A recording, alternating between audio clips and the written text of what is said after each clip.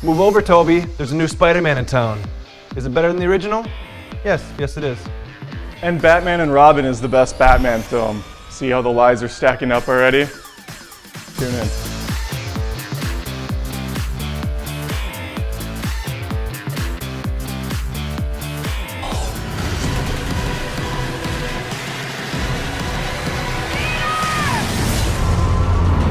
Bonesaw knows Spider-Man has the better cast, and that starts with Tobey Maguire. When he dons the suit, he transforms from a lovable dweeb into the friendly neighborhood crime fighter. I feel like Tobey Maguire plays the same nice, cheesy-looking guy in every movie he's in. Have you seen Pleasantville? Then you've seen every Tobey Maguire movie.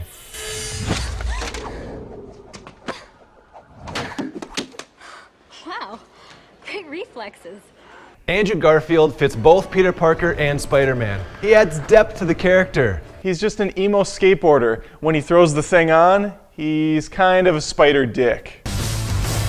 You know, if you're gonna steal cars, don't dress like a car thief. You found my weakness. It's small knives. Emma Stone as Gwen Stacy was great. What I liked about her is that she had actual screen time and she was brilliant within it. Kristen Dunst was just kind of Princess Peach, always in trouble.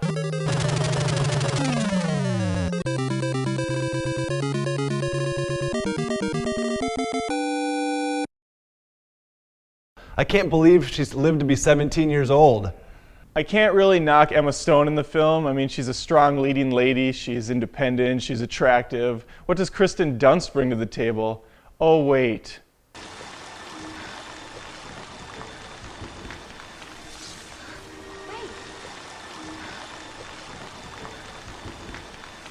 I don't even know how to pronounce the villain's name in Amazing Spider-Man. Candace, can you just put it up on the bottom of the screen here? Thanks. It's this guy. He was the brother in Little Nicky. I will say what I liked about the Amazing Spider-Man villain is you see a lot of Dr. Connors. You see the development of him being the Lizard. I thought that was missing from the original Spider-Man. Since 2002 Spider-Man is a little campy and intentionally cheesy, William Dafoe's Green Goblin fits in perfectly. We're gonna have a hell of a time.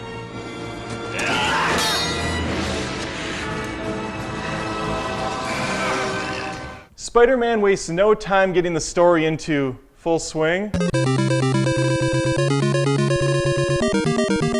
The Amazing Spider-Man spends damn near an eternity on trivial matters like where Peter Parker gets his glasses from. Really? His glasses? The Amazing Spider-Man showed that Peter Parker was more than meets the eye. He was actually a brilliant scientist, top of his class, and the original Spider-Man left all that out. As I watched The Amazing Spider-Man, I kept asking myself, why was this movie made? It takes a ton of plot points from the 2002 Spider-Man with less impact. You have the school fight against that bully Booster or Rocket or whatever dumb name they gave him. It paled in comparison to the bullet time version they had in the first one.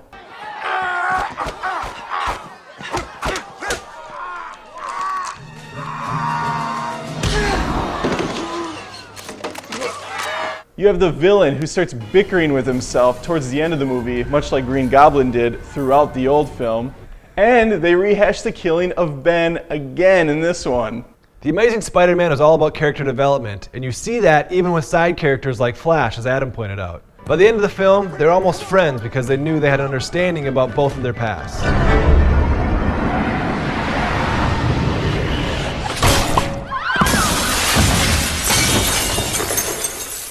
Martin Sheen as Uncle Ben was better than the original for one factor.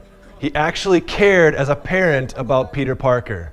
You don't need cheesy lines to know that relationship was true. You also saw the struggle that Peter Parker had with his parents leaving, constantly trying to find out more information and getting upset when they talked about it.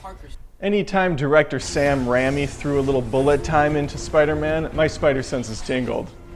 That sounded sexual, and that's fine. I'm having a hard time even remembering fighting in the new one. I think he spins a web around Dr. Croc or whatever at one point and says, "That's a wrap."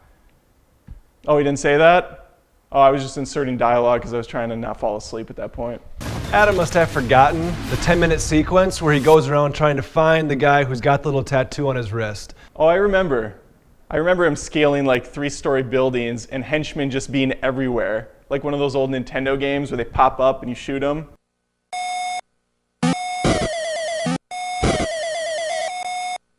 They developed a camera for the original film called the Spider Cam that flew through buildings. I mean, that's why you get some of those amazing high-flying, swinging shots that you don't really see in the new picture.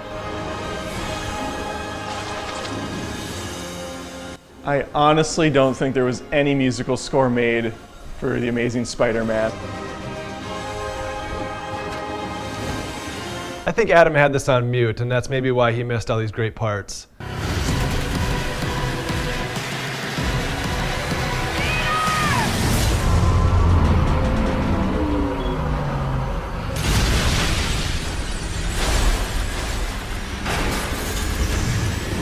Lincoln Park must have been busy that day. 2002 Spider-Man, on the other hand, had a fantastic musical score, bombastic sounds. Anytime the action ramped up, you get an American flag shot in there, Spider-Man swinging, money.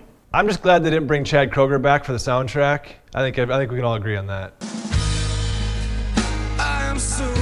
Without 2002 Spider-Man, we wouldn't have superhero films today. If it was the other way around and The Amazing Spider-Man came out first, we'd be in trouble, folks. Cast your vote. I wish The Amazing Spider-Man was done in 2002. Then maybe we wouldn't have all these over-cheesy, over-colored superhero movies. We've got 2 different takes of Spider-Man, both fairly true to their comic book series. Let us know what you think.